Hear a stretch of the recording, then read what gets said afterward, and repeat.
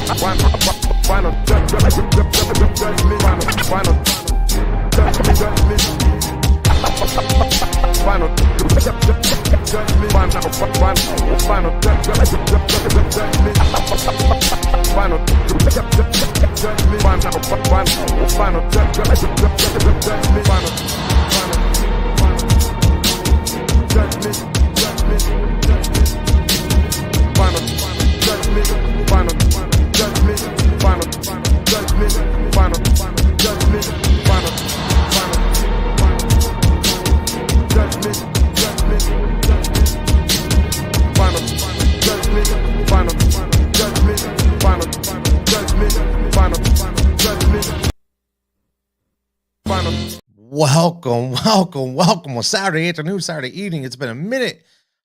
Just on the verge of NFL football. We have so many different things in the news, but we have to talk about this. I'm excited. Dombroski does it again, man. Dombroski does it again.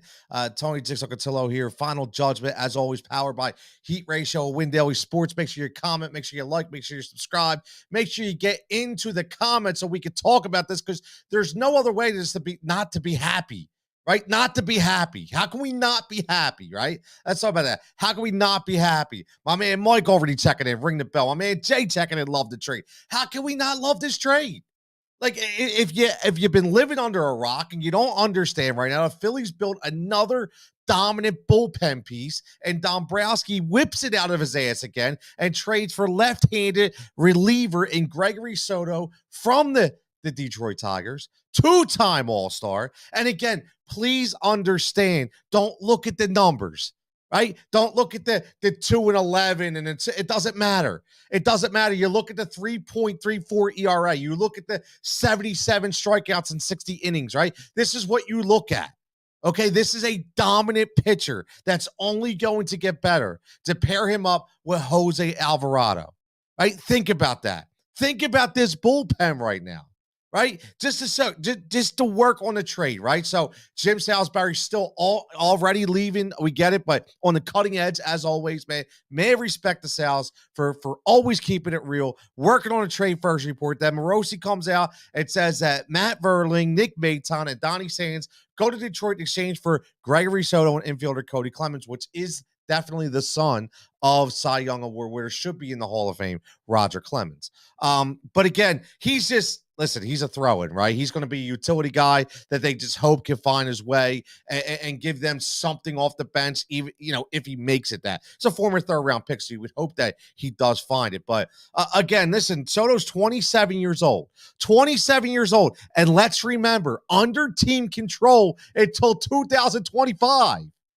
Under team control until 2025. Let that sink in again. My man Joe checking in. Says sheep go to cry, pawns removed for a super utility player and a flamethrower. Watch games outside of Philly, people. Again, exactly, Joe. Exactly. See, Joe knows because, see, if you just right away, you throw up baseballreference.com, right? You're going to say, oh, this guy sucks. Look at his record, right? But you're not even looking. You're not even looking at how hard this dude throws. I'm going to give you right from PhillyNation.com. Okay. PhillyNation.com. It's right here. 98.8 mile an hour in 2023. His sinker sat at 98.4. He started a 98 mile an hour sinker. His changeup at 91.6 and his slider at 89.4. Unbelievable. This is straight off of PhillyNation.com. Go check them out. They give you fantastic articles. Robert Orr of Baseball Prospectus noted there are qualities in Soto similar to what Jose Alvarado was when acquired from Tampa Bay before the 2021 season. Listen, let me tell you something. Here's another fantastic stat. This has come from the Cespedes Family Barbecue on Twitter. Jose Alvarado and Gregory Soto combined to account for 81% of the 100 plus mile an hour thrown pitches by all left-handed pitchers in the 2002 Major League Baseball season. Are you kidding me? We have both of those guys on this team. We're not even talking about Sir Anthony Dominguez yet. We're not even talking about Craig Kimbrell. Right? I mean, let's think about this. Let's let this sink in. My man Jay says, Money Middleton, Dollar Dave, getting it done. My man Matty Matchak, going to give him his homemade juice, man. That he's talking about Cody Clemens, right? And again, I still think Roger Speed Hall of Fame. It is what it is, but the dude's a Cy Young Award winner, man. Cody Clemens is a super utility guy, just like Joe said. You just never know. Listen, if he finds the bat, which I'm sure it's a third-round pick, man, he will do it. He will. Just give him time. Right? Just give him time. Joe says Soto and Alvarado. Exactly. Joe is, as I was reading it, Joe was tweeting it. My man Jay says Cotham can harness Alvarado. He can harness Soto. Exactly. He's talking about Caleb Cotham, the unbelievable pitching coach that nobody talks about. Okay. What he was able to do, okay, is just build up Alvarado into this dominant piece, right? So let's think. No more Brad Hands, right? He's gone. No more Robo. He's gone. I mean, you brought in some intense pieces, and here's what I love. Dombroski is following the blueprint of his manager. What Dave Dombroski did, and because again, baseball guy, baseball guy. These guys know what they're doing. Okay, he sat there and he looked at, how is my manager going to manage in the postseason? How is he going to manage late in games? And we saw what Rob Thomson did. He relied heavily on the bullpen. So what does Dombro do? He says, you know what? We need to go out and get even more dominant in the pen. And that's exactly what he did. He knew injuries can occur, right? It happens. So now, listen, think about this. Okay, even without those guys, okay, because they were good last year. Look at what we have right now. You have a foursome right now, a foursome of Sir Anthony Dominguez, Craig Kimbrell, Jose Alvarado, and Gregory Soto. I mean, listen, you haven't even talked about Matt Strahm, right? We haven't even talked about him. Like, you have unbelievably got the best bullpen in Major League Baseball if all these guys pitch the way they should. If these guys pitch the way they should, the way they talked about the San Diego Padres bullpen, the way they talked about the Houston Astros bullpen. Oh, and by the way, don't you think Dombroski was sitting up in that club box looking at that Houston Astros pen saying, God damn, I wish I had that? And that's exactly what he did. It's exactly what he did. This dude's smart, man. He's really, really smart. My man Mike says, I'm glad we got him early so he could get exactly, Mike. I mean, this is a brilliant move. And not to mention, let's remember, right now, they have to get another they have to get another bench piece, right? Because again, listen, Matt Verling, great. He did well for us. But you know what?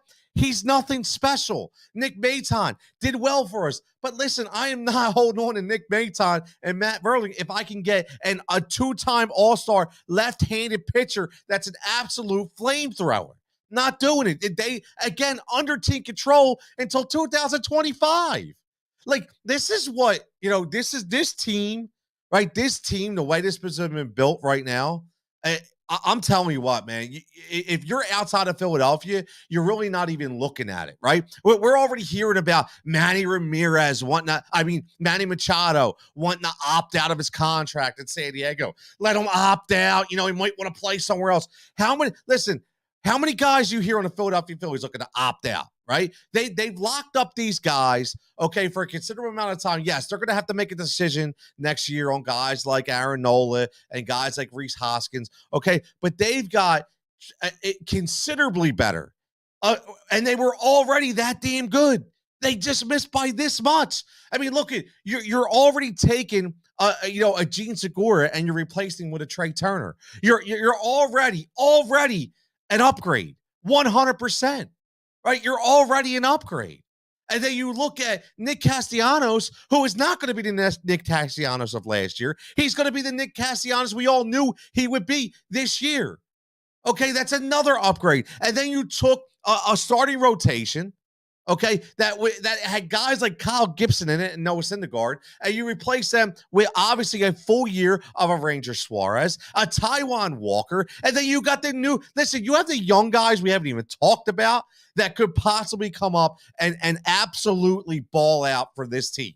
We haven't even talked about that because we see it every single year on every other team. Well, God damn it, one time it's going to be us.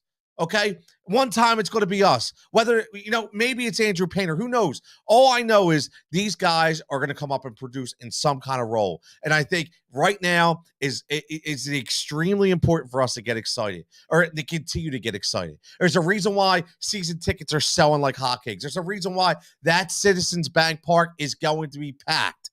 It's going to be packed. Opening day is going to be absolutely insane. Spring training is going to be insane. Listen, we are in the midst of one hell of a run right here in Philadelphia. You guys all remember, guys and girls, everybody remembers, when we went to the World Series, when we won the World Series, the 2 to 3 to 4 years after the World Series, the year before the World Series, we had such a hellacious 4 to 5 year run of fantastic players and homegrown talent and lots of memories and big time free agency moves and trades. And we are doing the same exact thing. Listen, everybody, last thing I'm going to say, wake up.